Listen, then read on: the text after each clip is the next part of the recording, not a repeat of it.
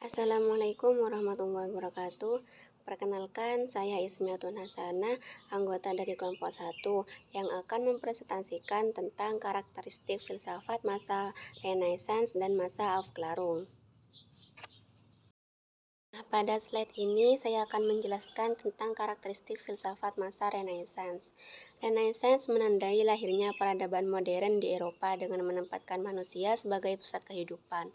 Masa ini menekankan pentingnya akal, kebebasan, dan kemampuan manusia untuk mengubah nasibnya. Pengaruh sekularisasi makin kuat sehingga agama mulai tersisih.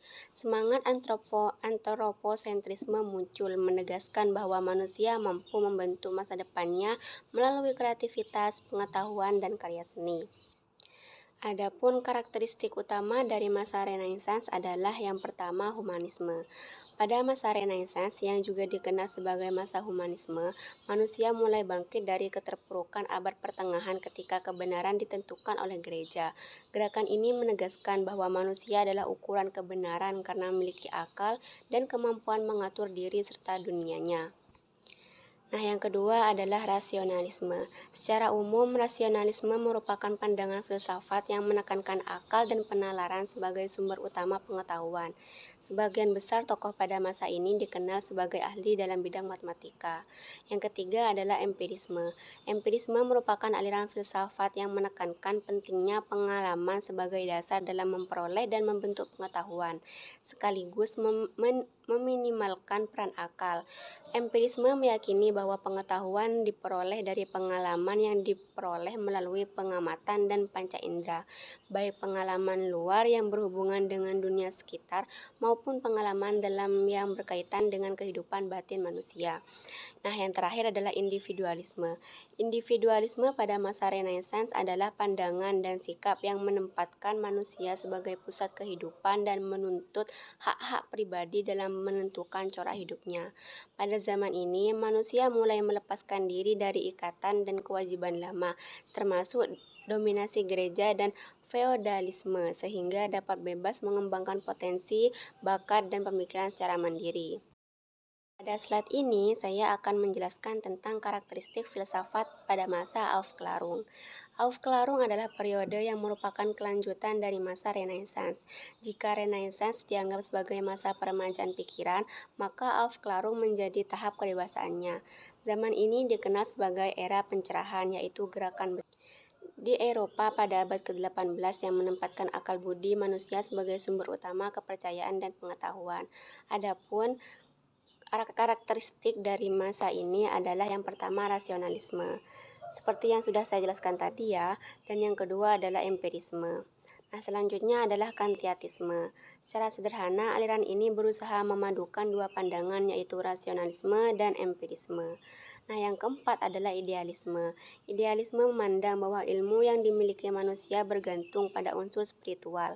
Kaum idealis percaya bahwa seluruh benda fisik adalah ciptaan Tuhan dan tidak bisa dipahami tanpa roh.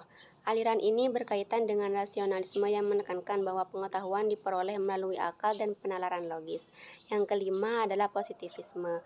Positivisme tidak merupakan aliran yang berdiri sendiri, melainkan pengembangan dari empirisme dan rasionalisme. Aliran ini menekankan pentingnya eksperimen dan pengukuran dalam memperoleh pengetahuan.